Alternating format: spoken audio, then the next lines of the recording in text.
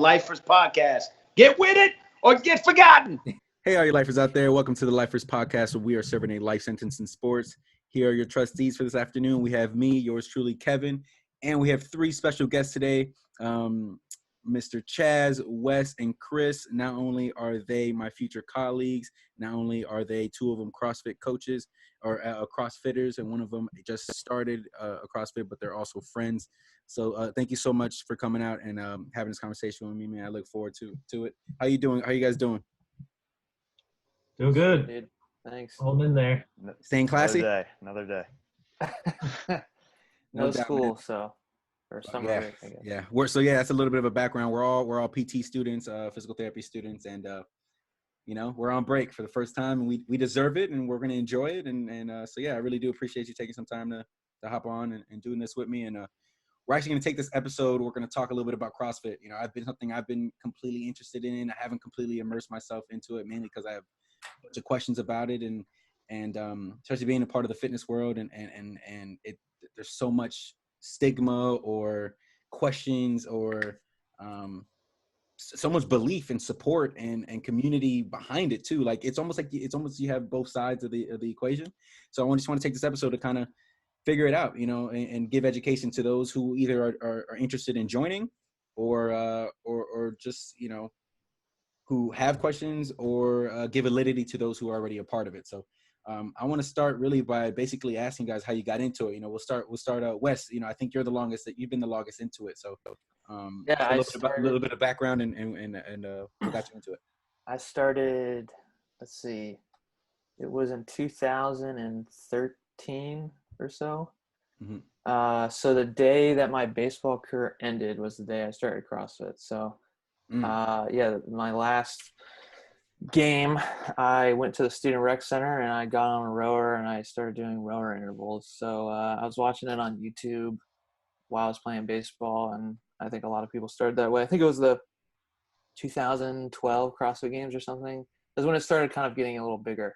2013 was when I started, and kind of got into competing a few years later as I got a little bit older, and still going strong. So when did it start? Is it 2010? Is when it was the official start year? I don't know. The first games was what, 07? Okay, it was like Chris? 2007, I think. Okay. Yeah. 2007, yeah. Yeah, it was a while ago. To watch all the changes. I mean, I don't know if you're going to talk about that in this episode, but the changes, and that's just the sport. Like, I could probably give a good perspective of like the sport of CrossFit. So, but no, we'll definitely get into that for sure. Like, I that's what this is all about, to get into that whole thing. There's a big difference between the sport and the actual. There is a big difference. CrossFit. It's a total different. It's and also different. Yeah, we'll talk about that in terms of the stigma. It's actually perfect, but we'll definitely get into that. But anyways, that's how I got into it. I love it. You said you played baseball. You said college, right? Collegiately?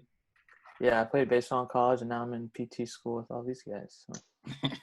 Sorry for you. No, I'm kidding. Chris, what got you into it? Oh yeah, man. So I started back in 2013.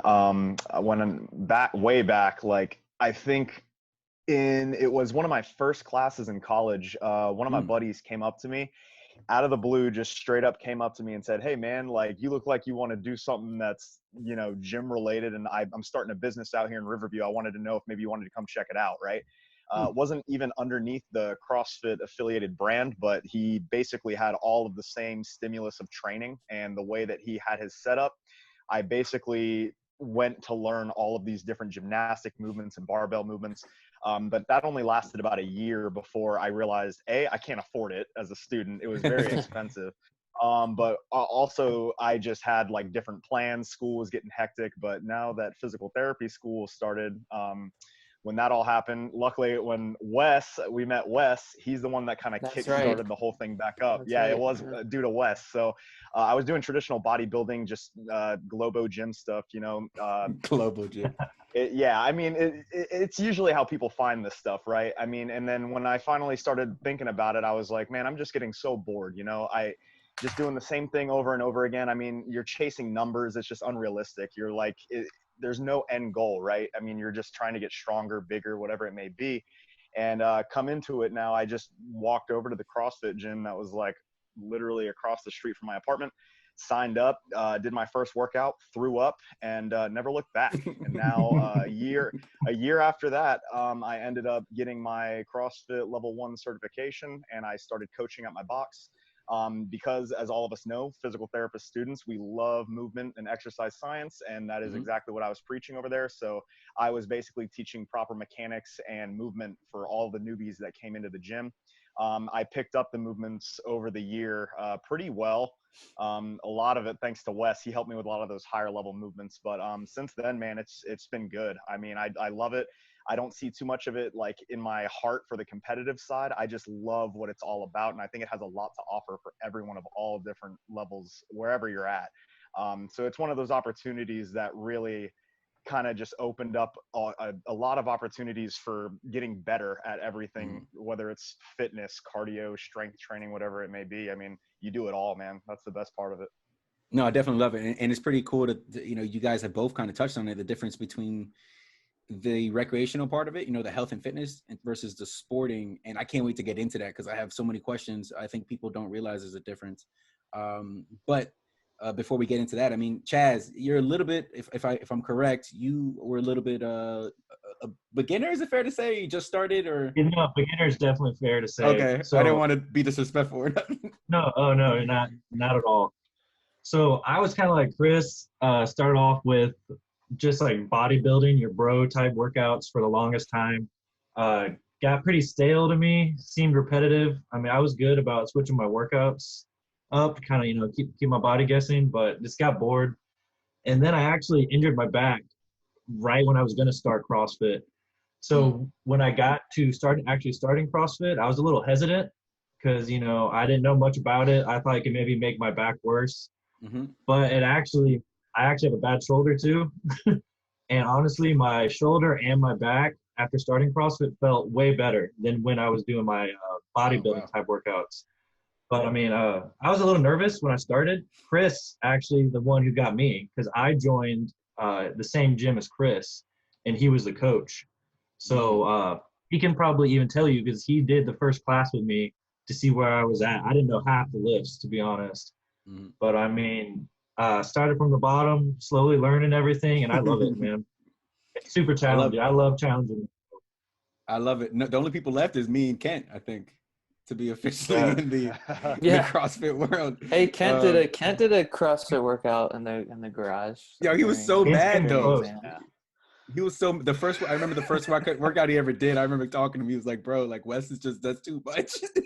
He was so angry. Well, I took him to the gym. I took him to the gym and at CrossFit 941, and we did like an assault bike thing. I figured like, hey, like low skill, and it's just as hard as you want to make it. And he's like, by the end of it, he's like, oh, I hate that bike. Now, man, I want to give a huge shout out to Kent because he's made huge strides since then. He's lost, you know, he's lost how many pounds? Doing great. Yeah, this is probably Kent, when you watch this, man, you're doing good, buddy. You just gotta keep at it, man. Mind you, this is probably the only time we don't shit on Kent, so we might as well get a little bit out. Hey, we love him though. We love him. But to get back to the content a little bit, you know, you guys each kind of touched on the benefits of CrossFit. You know, so you kind of dive a little bit more in your perspective and in your own experiences. Which would what would you say are the benefits if you had to label it out, and for someone to consume? And I will start with Wes for this one. Man, so it's kind of a jack of all trades, I guess. It's the type of thing where, from a like the average person doing it, you put the name CrossFit behind it. I mean, you can do that anywhere. Like you can have you can just have yourself and go for a run and do push-ups and air squats and whatever. And I guess that would be a CrossFit workout. It kind of gets it to me.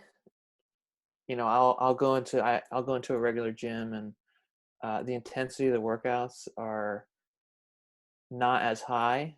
So you have people spending 2 hours in a gym on the machines, or lifting or squatting or benching, and those are all good. But at the end of the day, I think for the general person who wants to lose weight or get fit or whatever, just be a little more athletic, that you know, CrossFit kind of does that because it just varies everything. Chris probably knows what is it like.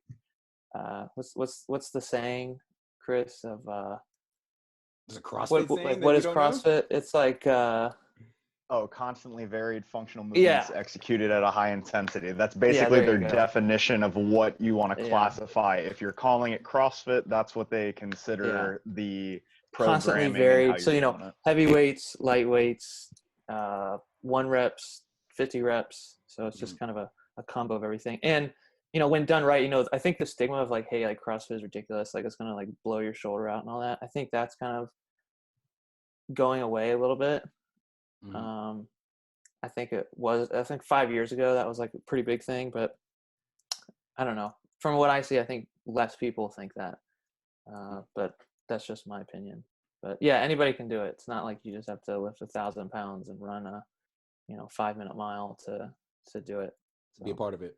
yeah, that's the community. The community is everything. Like I don't know what my life would look like without CrossFit.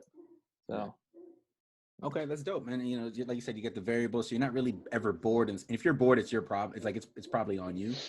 yeah, And you always have people pushing you. You always have, you know, the variability of it. it's 100% the community, and like Yeah. you know, going to the gyms and throwing in your headphones and not talking to anybody, like, you know, you're probably working at 75% of your actual capacity, even if when you think you're going hard. For anyone, 75-year-old or a 20-year-old. Yeah. Chaz, You know? Chaz, I know you can agree with that. I don't know if you want to elaborate in terms of your current experience and with it and the So benefits. for me, when I started, I thought that because I did your typical bodybuilding type workouts for like hypertrophy, just getting big, not necessarily strong. So when I started CrossFit, I thought I would get smaller, and I actually got bigger. And people actually noticeably told me, "Hey, man, you look like you've gotten a lot bigger." And I was like, "Yeah, I just started CrossFit." So honestly, I mean, you can put on size, also aerobic fitness, agility, balance. I mean, the workouts, pretty much like Wes said, it's a jack of all trades. It hits everything. And another thing with me, I hate cardio. I think CrossFit does it, and like the fact that you have other people struggling with you makes the cardio and makes the workouts a lot easier, in my opinion.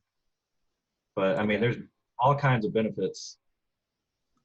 And I love it. just to kind of play on the whole thing where you said it would kind of jack up your shoulder and everything, like how I mentioned earlier, I had like a slight slap tear in my shoulder and back problems, and they both felt better with consistently going and doing CrossFit workouts.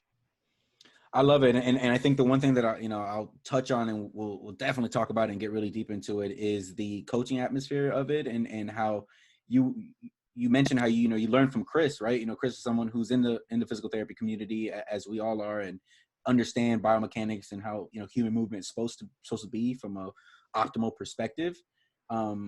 So I can definitely see how that translated to your shoulder getting better. But Chris, if you want to, take your chance to kind of elaborate on the benefits you've seen as a coach and an athlete. Definitely tagging off of these guys, man. I mean, community is the biggest thing. Wes is absolutely right. I'd never thought of it like that, about, going in, doing your workout with your headphones in.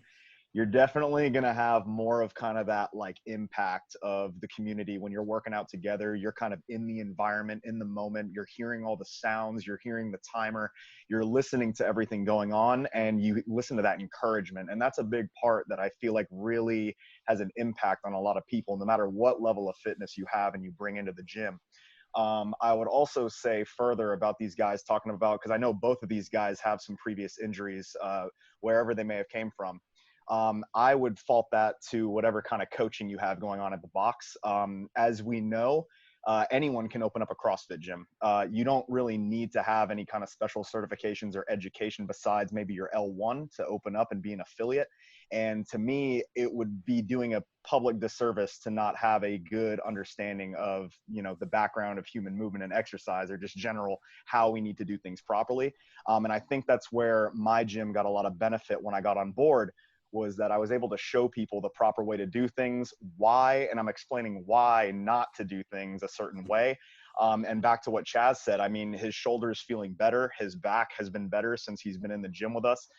Again, the times that I've spent with Chaz doing the workouts with him, I've watched his movement, and I will give him a couple cues here and there if I see something going off. But overall, man, that's what it's all about, is making sure someone's doing something right. Because again, Wes said it very well. It's the intensity that makes the difference in these gyms. And it's that high heart rate under stress that you're moving these heavy barbells. You're doing a very high volume amount of work within an allotted time frame. And that can be a recipe for disaster if it's not done under a controlled environment, or you don't have good coaches to stop you when they see something dangerous coming. So again, there's a little bit on the individual, there's a lot of bit on the coaching for the importance of safety there. But the benefits, man, just me personally, because I know these guys are talking about injuries, I'll just throw this out there that let's just say I plateaued at around like a 225-pound bench. And yeah, everyone that sees this, you can laugh at that because it's pretty pitiful for myself. But I'll be honest, we don't really bench too often in CrossFit, right? I mean, it's not often, it's in programming. It's not really seen as one of those fundamental movements like a squat or a deadlift or a clean. But after I started my journey and I was in there for about 6 months, I PR'd my bench at 275.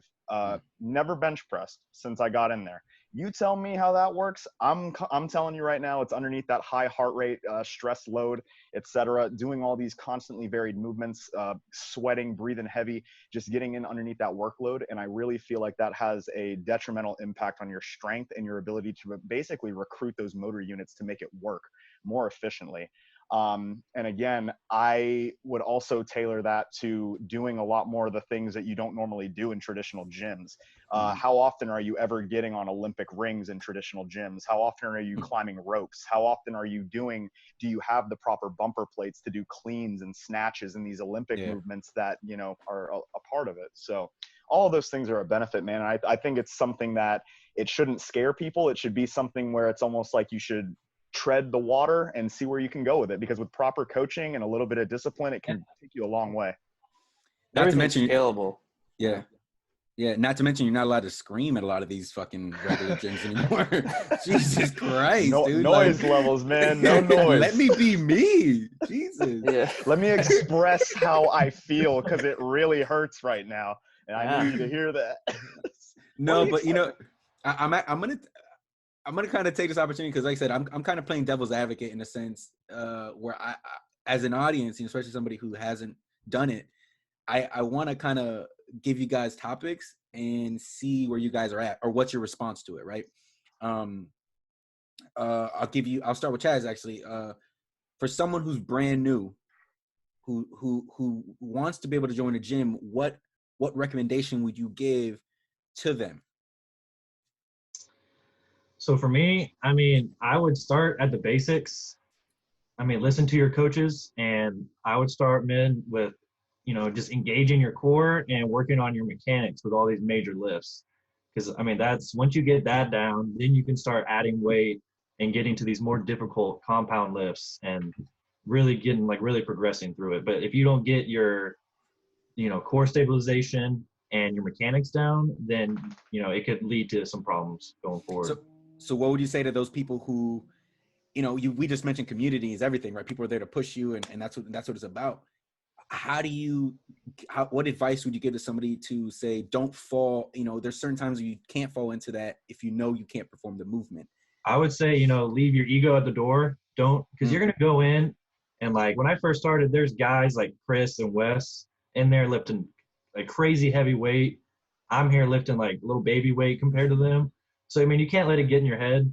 You know, you got to start light, make sure you get the lifts down, and then you start progressing.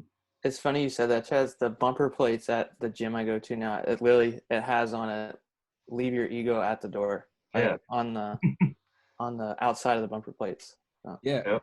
If you guys want to touch on anyone, Wes or Chris, on the whole any advice on how to leave your ego at the door in that situation, knowing that it's such a community built situation?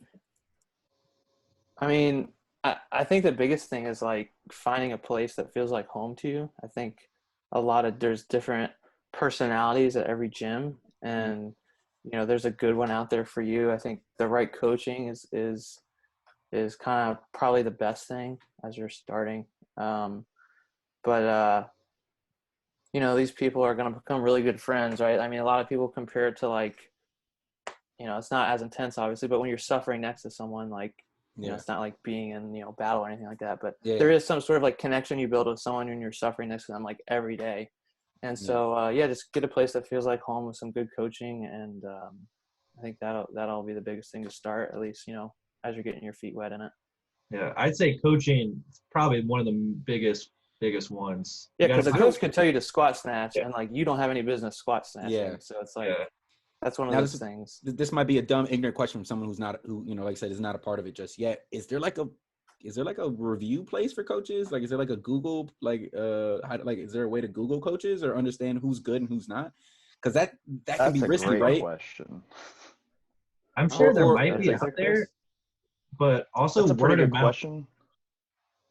Yeah, I would say the big thing, man, is like your box is going to have a certain reputation in the community. Usually these, anything that has a CrossFit affiliate in it, they're going to be known on the community, whether it's going to be through Google reviewing. And I know that's like the obvious answer, like Yelp or something like that. But it's very important to understand that, like, not only are they coaching you and they're trying to tell you what is right and what is not, and maybe they don't have an understanding if you have any previous injuries to know that if something's going on and they're not comfortable addressing it, but they're also the ones that are programming your workouts. I mean, they can probably take workouts from the internet and use it as their own and, you know, fit it however they want it.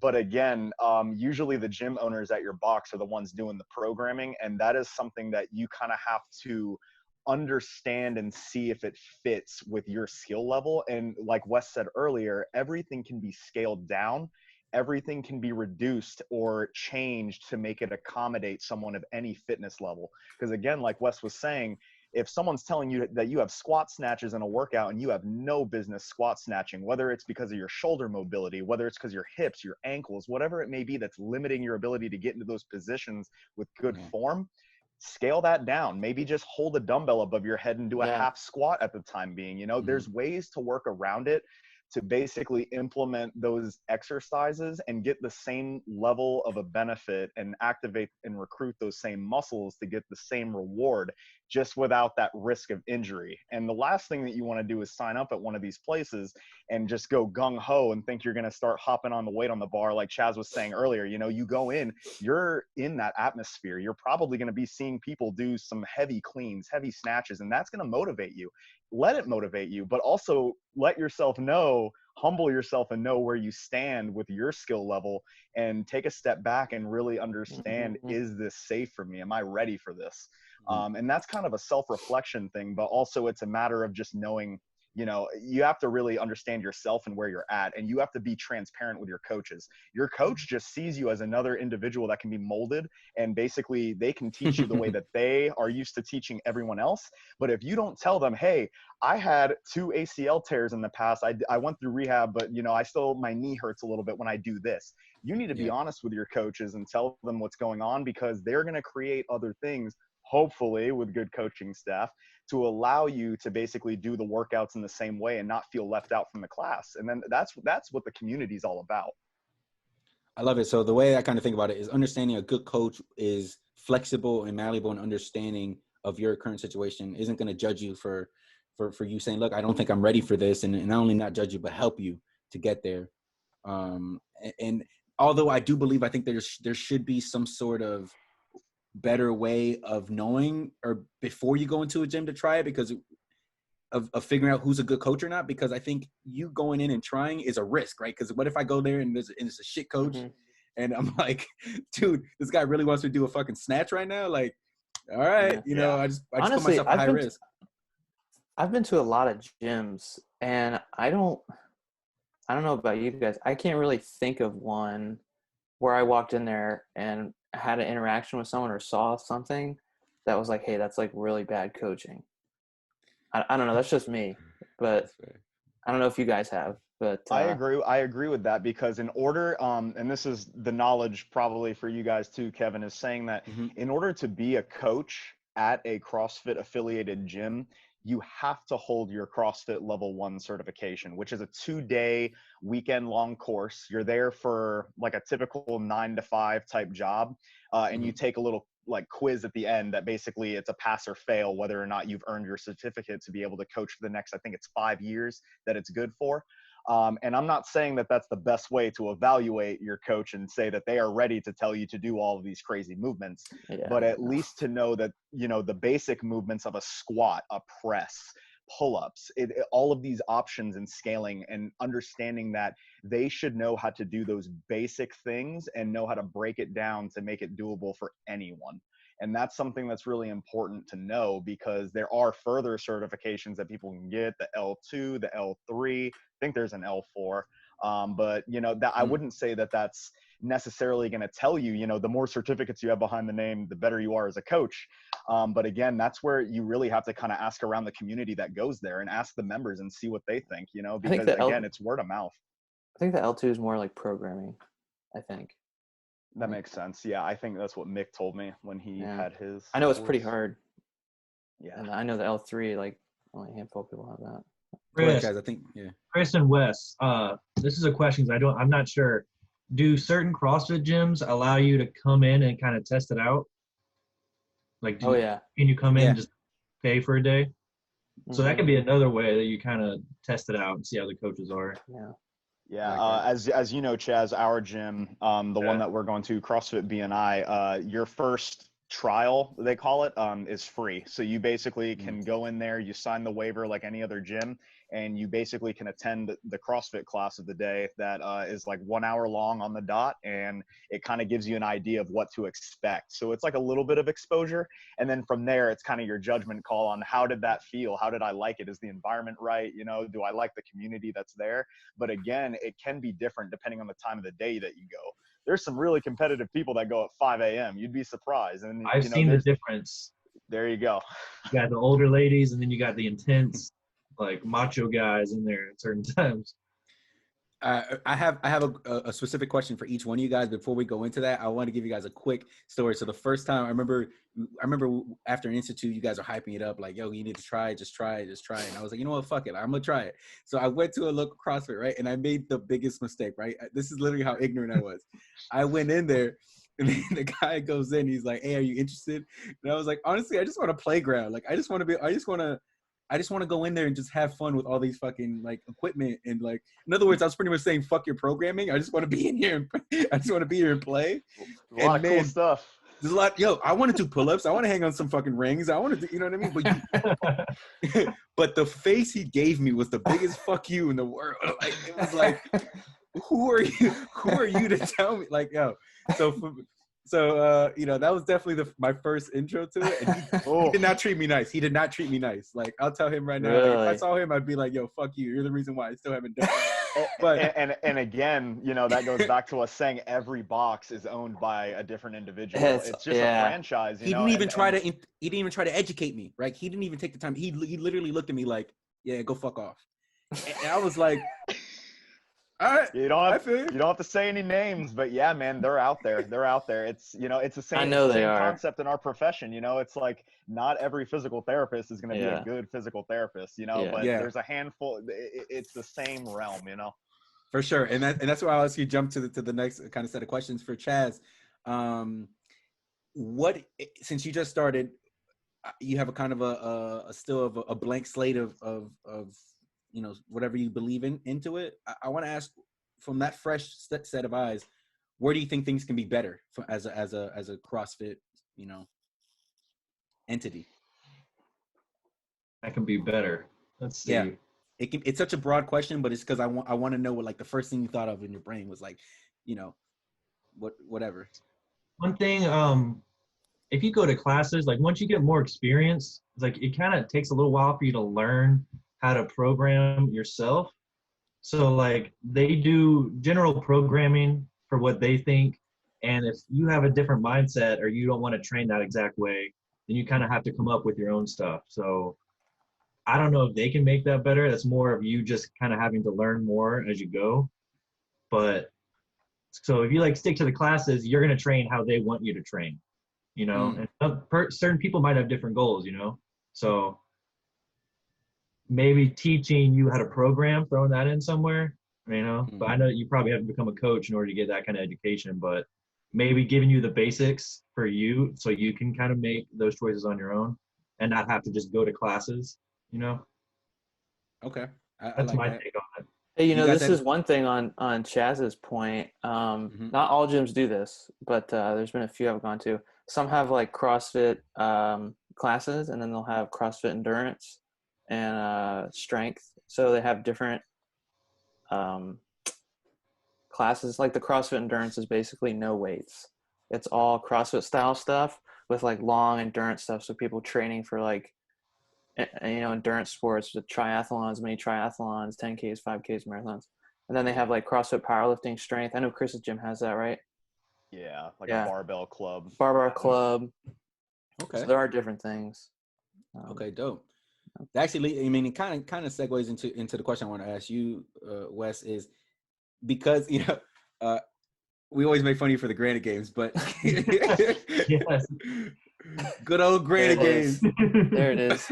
You know, it was going to be mentioned at one point in the podcast, but I want you to kind of speak on it, the difference between sport and training. And, I'm sorry, I guess the competition versus just the typical thing. Yeah, it's kind of it's very different. That CrossFit, competing in CrossFit is very different than doing CrossFit to be healthy. I don't know if it's going to take years off my life, but maybe it will, maybe it won't. But Why do you say that? I mean, just to the fact of, I've been overtrained a few times. You learn that after a while. Obviously, I haven't been to the CrossFit Games, so I'm like not that great. But I've been to some pretty like high level competitions.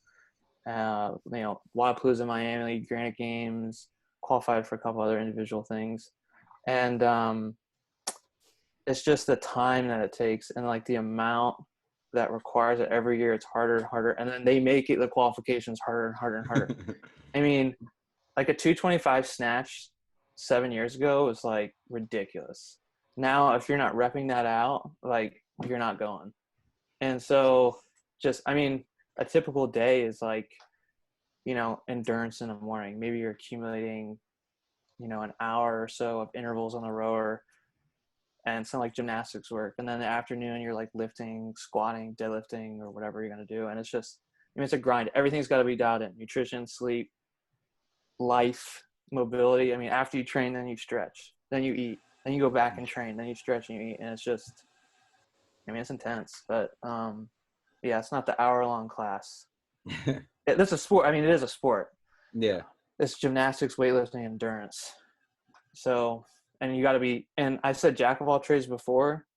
When you're competing in it, you're great to elite at all things. It's funny. I'll never forget. We were in, I might have been cardio lab, and Wes said one of the funniest shit I ever remember. He was like, he said, I live in soreness. And I remember, I was like, God damn, dude. I was like, shit. Yeah, It do be like that. Yeah, I mean, like that. my legs are toast right now. I accumulated 6 miles this morning. Yeah. And I, benched up to 275 today in the evening and did 100 strict pull-ups. Yeah. And I think that's the biggest thing I want people to get from this is like, there's a difference between being an athlete for participating in a sport. Yeah. And that's with anything, right? Like actually you can say that for football, basketball, track, anything. It is a sport versus playing pickup just to get some cardio in, and which is great. It's not going to give you the kind of hurt it is going to be versus like actually training for a basketball sport or like, in this case, CrossFit sport. And that's why they changed it, because they wanted to be inclusive. The CrossFit Games, like they had a deal to go on TV, and the CEO didn't take it because he wanted more of like a global, he wanted more gyms and more of the lay person or your average person to do CrossFit versus glorifying the CrossFit Games and people seeing that and being intimidated and thinking that's what CrossFit is. So it's becoming more like CrossFit health kind of versus I love the it. CrossFit Games. So, Chrissy, do you want to tackle anything before I ask your question? I was just gonna say on top of that too, like it's when people, now that we have access with all of this internet stuff like Netflix and all that, you could pop open Netflix right now and you can find, I think, 2 or 3 CrossFit documentaries on there. If a general population person looks at those videos and they think, oh my gosh, like that's CrossFit, like I'm gonna go to the gym and be expected to do all that crazy stuff, that's like watching a marathon runner PR a 26-mile run and then say, oh, I gotta be a marathon runner in order to like have a be like a distance athlete. There's, like Wes said, there's a big difference between treating something as a sport and treating it almost like, I want to go have fun and do something and challenge myself, but I don't necessarily need to beat myself up to the point where I need to train 4 times a day. And there has been a time where, yes, I was training multiple times a day too, but it's because I want to get better at skills that I know that I need to work on. You're not going to get better at stuff by going to a 1 hour long class and over 30 minutes of the class is dedicated to the actual workout. That means in that 30-minute time frame, hopefully you already have the skill to perform the movement and do it. You need to put in the hours outside of that to work on whatever it may be, the gymnastics, the kipping, the like the barbell cycling, learning how to control your heart rate before you run up to a barbell and pass out because you weren't able to breathe correctly underneath it. I mean, there's a lot of different things that you can learn from yourself by cycling all these different ways of training. And I think, if people don't stigmatize it like that, where they see these elite level athletes and think, oh my gosh, they look like freaks of nature, they get that a lot. I mean, some of them, but that they are the best in the world of fitness. They are good at everything. And there's a reason why their bodies are shaped the way they are. Does that mean you're going to look like that after, half a year of CrossFit? No, man, it's a terrible mindset to have, because I think it's almost like a double-edged sword for them. It's really cool for those of us that, like all 4 of us, we're probably a little bit competitive. We have sports in our backgrounds, we thrive for that. But for the everyday person that maybe just want to try something different outside of a regular gym, I could see why that's pretty intimidating to them. So, I mean, it really depends on how you want to look at it, but it's, you can't always look at it in the light of, oh my gosh, like 30 ring muscle ups, 30 clean and jerks, 30 snatches in one workout. That's ridiculous. Like, that's not for normal people. Let's just put it that way, Hey, but you know what? At the end of the workout, the state I'm in is the state you're going to be in, no matter what the movements are. So the CrossFit Games athletes that are dying on the floor, laying on the ground, the same person that has never trained in their life, the first workout, they're going to be dying on the floor. I lay on the ground a few times. It always feels the same.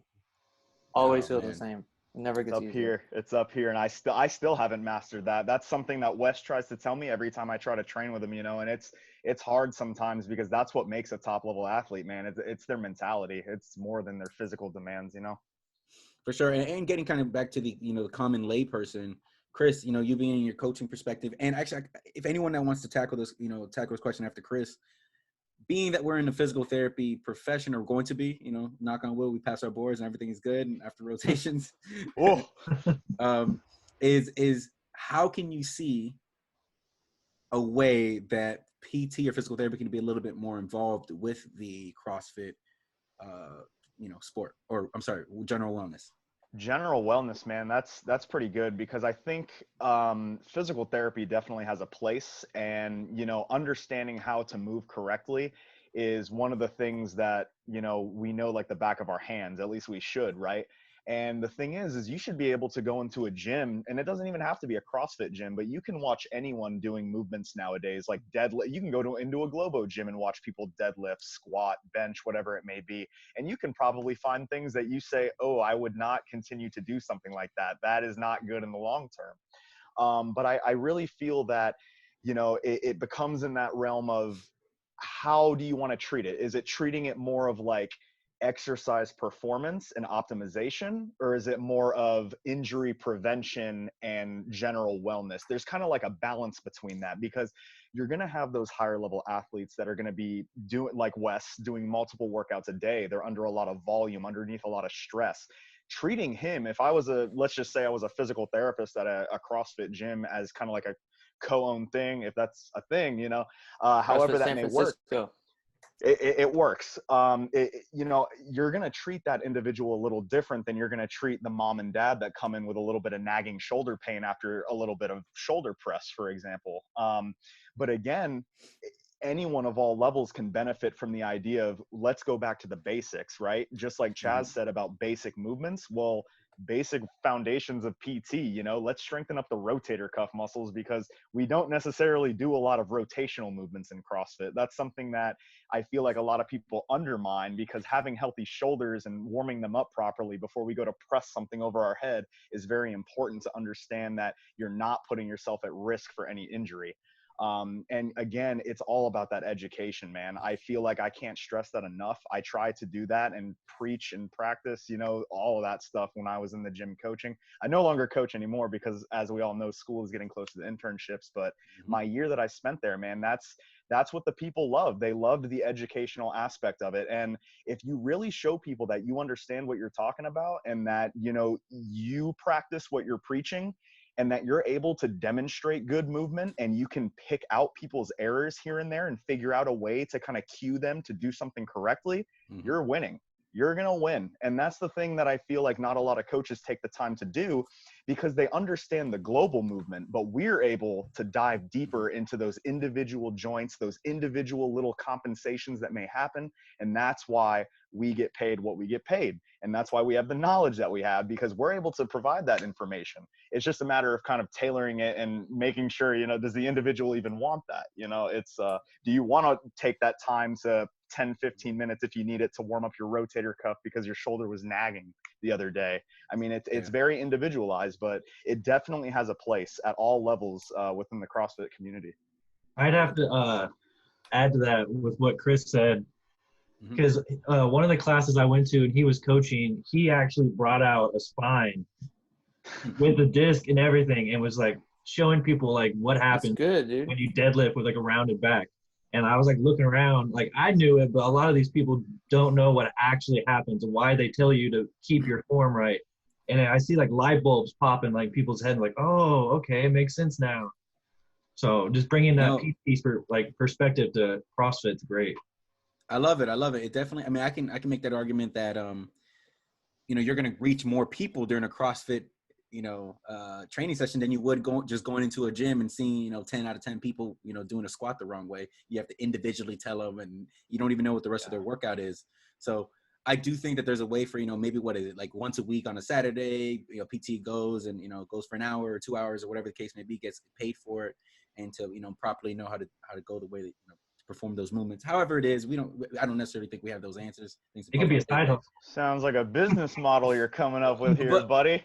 But you get what I'm saying, and I think that's the big one, is having, because there's already a business model for the regular gym, right? It's, if you get injured, we're teaching you through our thing of how to get back to a regular gym, but we never teach anyone how to get back to a regular CrossFit, you know? So I think there is something there, and, you know, it'll be figured out. I think, Wes, you said there's a CrossFit / physical therapy place? Honestly, I'm in PT school because of like, there's this guy named Kelly Starrett. I don't know if you guys have heard of him or not. But love his book. Supple Leopard. Yeah, he wrote The Supple Leopard. So shout out to Kelly Starrett. Great, if you ever hear this. Great book. But yeah, he had like Mobility Wad YouTube channel, and it was at a CrossFit San Francisco. And like he posted videos. I think you have to pay for it now. But like, okay, this is happening in your squat. Your squat looks like this. It's like all these common flaws you see, and all these like at home remedies and he's a DPT. I think he graduated from somewhere on the West Coast. But yeah, now like they hold, most of their coaches are PTs or something like that. And you can look it up, CrossFit San Francisco, and they have a clinic there, and you can be like a student and you can do rotations there. Oh, and wow. The guy works with like the military, like Olympic athletes, CrossFit athletes. He did one time of like looking at how, you know, the military like sat in helicopters and like the type of boots they wore, and like changing that kind of stuff, and like their positioning with like their kits and how that would affect their low back. And it's a cool gym.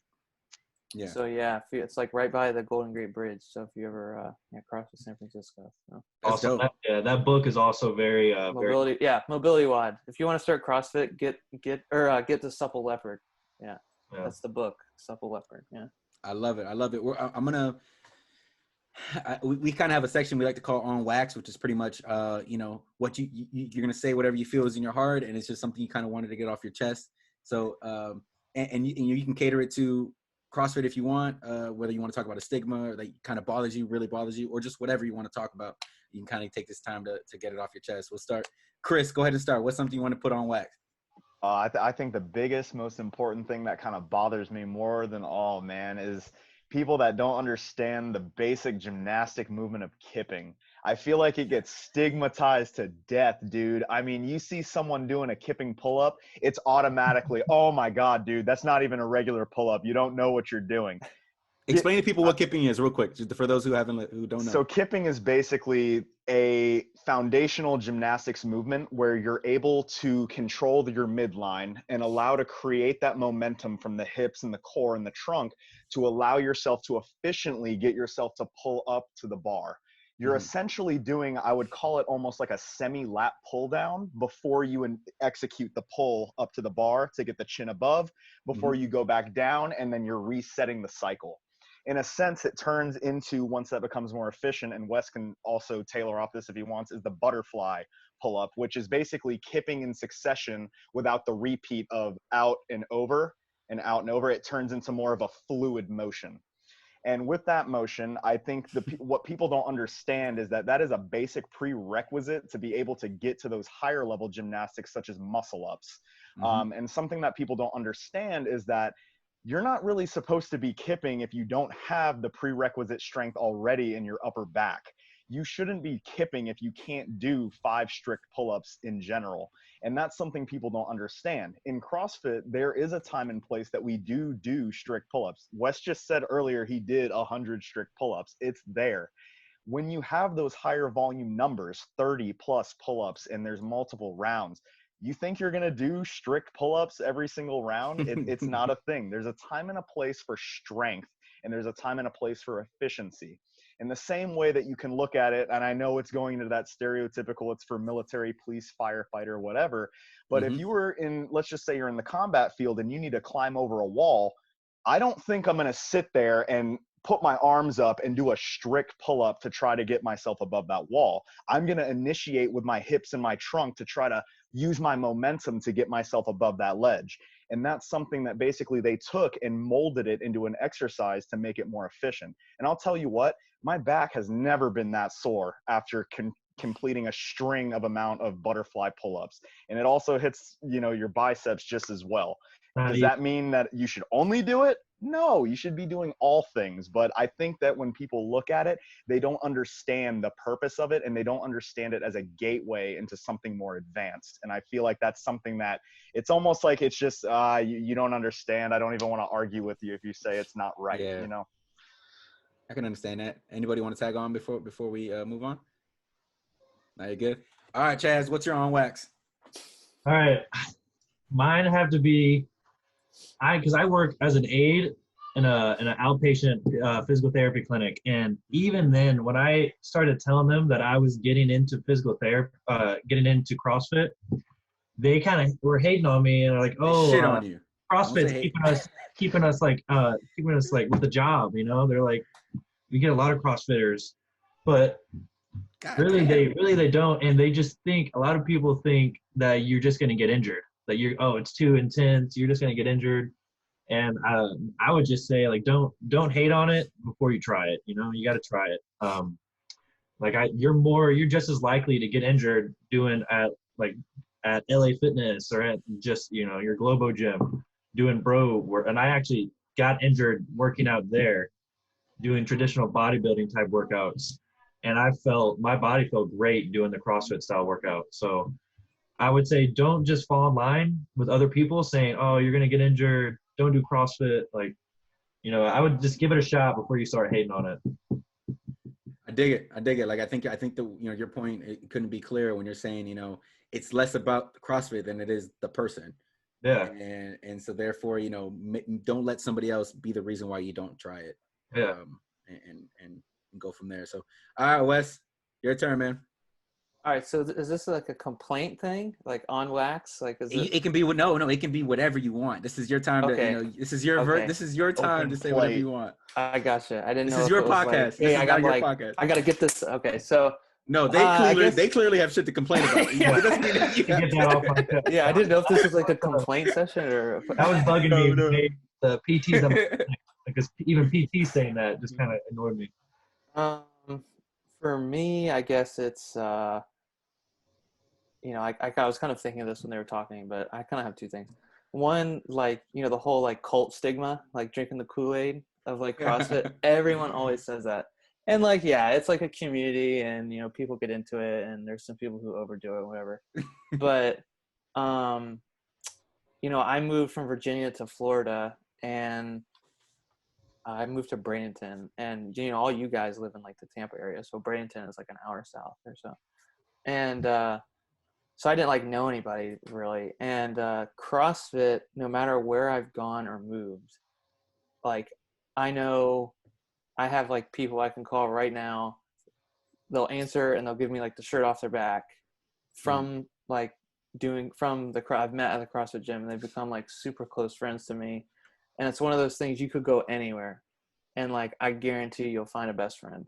Like, so the whole Kool-Aid thing, like getting all into it, like, yeah, like people there's a community of it, but it's like it's a cool thing to be able to go anywhere, or if you have to move anywhere, like if you join a CrossFit gym, you're gonna have a community. You're gonna have people, like you're gonna eventually get close to people. And so that's the one thing, I guess, like, the cult thing. The other thing I say is why I would encourage people to join is because it has brought me into so many other, like CrossFit, like I said, got me into like going to PT school, and it's got me into, like, as these guys know, like a little more of like obstacle course racing, and it like gets you into all these different things. And you can do, like, your buddy can say, hey, let's go play basketball, and like you'll be able to do it. You're not just like gonna be like this because you bench press like 100 times like in a week, at the Glow gym. Or like, hey, like let's go mountain biking, and I got into mountain biking. And like you get into all these activities, just a healthy lifestyle, and you naturally start thinking about like what you're eating and like supplements and just being more healthy. That is true. So it opens, like, I don't know what my life would look like without it. So. Yeah, I'd say the carryover is amazing. Like he said, you like start getting better at so many different things that you didn't even know you were good at or even could do. Yeah, I love it, man. I love it. I think it goes to show. I mean, let's be real. There's extremists in anything. Like those people who are extremists in the CrossFit would be, if you literally CrossFit didn't exist, they would just be extremists. If you wear knee-high socks right now and you go to a CrossFit gym, you're the cult extremist. If you're still wearing the knee-high socks. Oh man. Yeah. Wes, do you know that's all I'm going to be looking for in every Instagram CrossFit post? Yeah. Like, if anybody listens to this that wears the knee-high socks in the CrossFit and says it's for rope climbs, like, oh my God, that's hilarious. Time rope today, bro. Oh my God, that's hilarious. That's hilarious. All right, time for my own wax. I'll put it on here. It's gonna be simple. I'm not gonna complain about that. I'm just gonna straight up say that the next time we get all this is over, I'll make sure I do a CrossFit class with one of you guys. Murph. Ooh, Hey, Memorial Day Murph is coming up. Quick Murph. I am not starting off with a Murph. Memorial Day Murph. Can I? You know what? Fuck it. I'll do it. Whatever you guys tell me. That's a scaling workout. That's a scaling. Exactly. I have to look. Did you see my ego almost getting away? I was like, fuck it, I'll do a Murph. Let's do it. Yeah, that's where I'll you get a quick Murph before class. Yo, Chaz about to get his quick Murph before the episode's over. Right? Yeah, Chaz did a Murph mid-episode. Yeah. You didn't see it on the camera? He's done, man. But yeah, for sure. I'm going to go and put it on here. I'll make sure to get that over with. And guys, thank you so much for coming on, man. And all the listeners, go subscribe to our YouTube channel, Lifers Podcast, and Instagram and Twitter at the Lifers Pod. Again, if you guys want to shout out your handles, you're more than welcome to. I don't know if you guys want to do that or not, but they're not. They're super private. But you can find them on this episode, which is the beauty of it. There's not too many Chazes out there, so just look for it. Catch me in a PT clinic in a year. For sure. Hey, you know what I love? I want to start an Instagram channel then. So yeah. But actually goes to show me, hey man, if you ever want to work on some of those skills, we can definitely. I would love to do some more episodes on PT related stuff. So yeah, we should. Let me know, man. I would love to, because there's so much stuff that we have to talk about, man. We'll be here. We got plenty to talk about, man. Hey, appreciate you guys so much, man. I appreciate you having us, man. Thanks a lot. Oh, hey, one more thing. One more thing before we go. Hey, fuck you, Kent. I felt like I had to. Kent, you suck, man. Get on a boat somewhere.